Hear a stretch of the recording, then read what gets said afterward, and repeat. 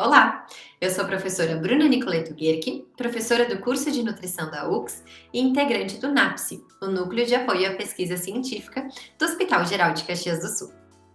Esse vídeo traz algumas dicas sobre as referências do trabalho, de quando a gente está fazendo a redação de um projeto de pesquisa ou de um artigo científico e a gente tem que buscar evidências e referenciar essas evidências no nosso trabalho. Então, seguem algumas dicas práticas para a gente pensar nessa construção.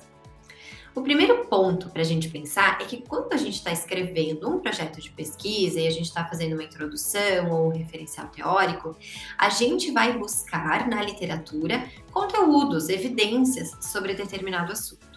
É importante destacar que essas evidências, são evidências que já existem, mas que a descrição, que a redação, que a forma de escrita não vai ser a que já está desenvolvida na literatura. É importante que a forma de escrita seja individual dos próprios autores. Então, quando eu estou fazendo um trabalho, eu vou escrever a minha história com as minhas palavras, do meu jeito, e vou buscar na literatura evidências que comprovem os fatos que eu estou trazendo, os conteúdos que eu estou trazendo. Então, não é correto a gente ir na literatura, buscar um artigo, copiar uma parte, colar no nosso referencial, copiar outra parte de outro e colar no nosso referencial. Por que isso não é adequado? Primeiro, porque a gente tem uma questão de plágio, então quando a pessoa, o artigo original, descreveu de determinada forma, aquelas são as palavras dos autores, então é importante que a gente faça da nossa forma, E segundo, porque quando a gente faz esse copia e cola de vários artigos, a tendência é que fique um texto muito recortado, que fique quase que uma colcha de retalhos, que a gente vai pegando partes, em sequência e elas não se conectem entre si. Dessa forma, o texto ele não fica tão coeso, ele não traz esse engajamento para quem está fazendo a leitura. Então, por isso que eu reforço, que você faça a sua história, conte a sua história, com dados que estão disponíveis em evidências na literatura já publicados. Bom, como é que a gente vai fazer isso? Muitas vezes é preciso muita leitura, até para escrever alguns parágrafos, Então, às vezes, é muita leitura num tempo que, no final, a gente acaba resumindo num texto que não é tão grande assim pelas horas de leitura que a gente teve, tá? Mas isso faz parte da pesquisa, é importante a gente ter realmente essa leitura bem abrangente para poder tirar as nossas conclusões dos nossos textos, tá? Bom, eu vou projetar aqui para vocês um exemplo de artigo para trazer algumas evidências, assim, alguns exemplos para a leitura de vocês, tá? Então, digamos que eu esteja fazendo um trabalho sobre diabetes, tá? E um dos fatores que eu quero trazer é sobre o consumo de frutas em pacientes com diabetes tipo 2. Se eu estou lendo este artigo, que estou projetando aqui para vocês, que é um artigo original, que avaliou uma população de pacientes, com diabetes tipo 2 em relação ao consumo de frutas. Bom, esse artigo vai ser interessante. Se eu estou, ao descrever minha introdução, meu referencial teórico, falando sobre o consumo de frutas em pacientes com diabetes tipo 2, faz sentido citar este artigo. Agora, eu posso fazer uma leitura dinâmica deste artigo, entender, se é o caso, eu vou fazer uma leitura mais aprofundada desse artigo e vou buscar as informações que me interessam, Então, aqui eu vou encontrar várias informações sobre o consumo de frutas em pacientes com diabetes tipo 2, tá? Não necessariamente eu vou trabalhar só com a conclusão do artigo, que foi aqui a questão da ausência de diferença de glicemia e hemoglobina entre pacientes com maior e menor consumo de frutas.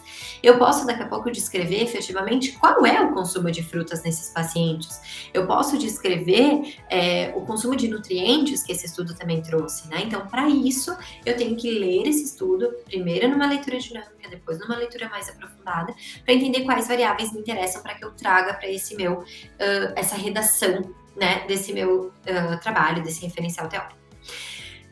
Então, quando eu vou citar isso, faz sentido citar esse estudo, tá? Vou dar um exemplo para vocês do que não faz sentido citar esse estudo. Digamos que eu esteja aqui lendo este trabalho, e eu tô vendo aqui que, por exemplo, aqui na introdução, os autores descrevem assim, o risco de desenvolver diabetes tipo 2 aumenta com a idade, obesidade, falta de atividade física e história familiar da doença. Se eu quiser citar sobre desenvolvimento de diabetes, né, associado à idade, obesidade, falta de atividade física e história familiar da doença, eu não posso citar estes autores. Eu não posso citar, porque estes autores eles não estão avaliando efetivamente, né, o risco de desenvolver diabetes. Eles estão avaliando o consumo de frutas em pacientes com diabetes tipo 2. Então, se o meu conteúdo se trata de consumo de frutas, ok. Se o meu estudo se trata de uma informação que eu pesquei aqui na introdução, não é correto citar esse artigo, tá? O que é correto fazer então? Nesse caso da introdução, né, aqui eu já aprendi que o risco de desenvolver diabetes está associado com esses fatores. Então faz mais sentido eu ir novamente ao PubMed, eu ir novamente à busca de dados e fazer uma busca atual sobre esse assunto. Então é muito provável que quando eu fizer uma busca sobre risco de diabetes, né, fatores de risco para diabetes tipo 2, eu encontre evidências muito mais adequadas, muito mais atuais sobre esse assunto e que tratam efetivamente dos fatores associados ao desenvolvimento de diabetes tipo 2, tá?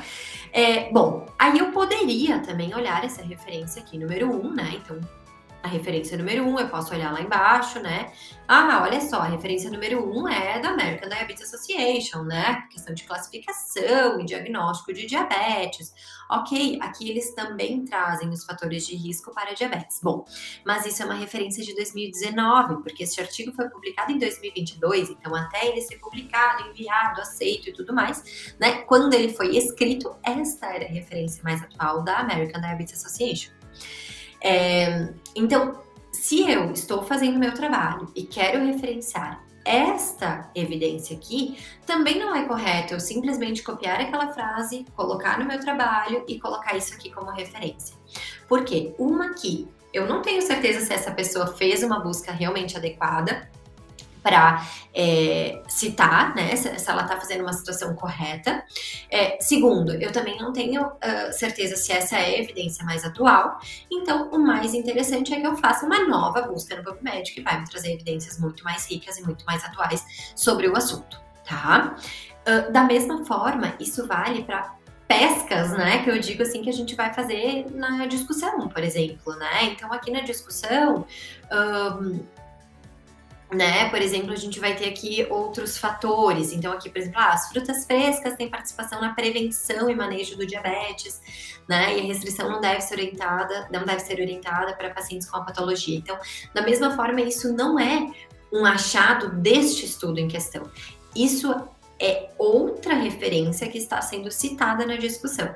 Então, quando a gente está trazendo uma referência no seu trabalho sobre determinado assunto, seu trabalho está citando o consumo de frutas em pacientes com DM tipo 2, esta é uma referência adequada. Se as evidências que você está buscando são de introdução ou de discussão, faça uma nova busca sobre esse assunto. Você vai ter um trabalho muito mais rico, muito mais atual e muito mais adequado também. Certo? Bom trabalho!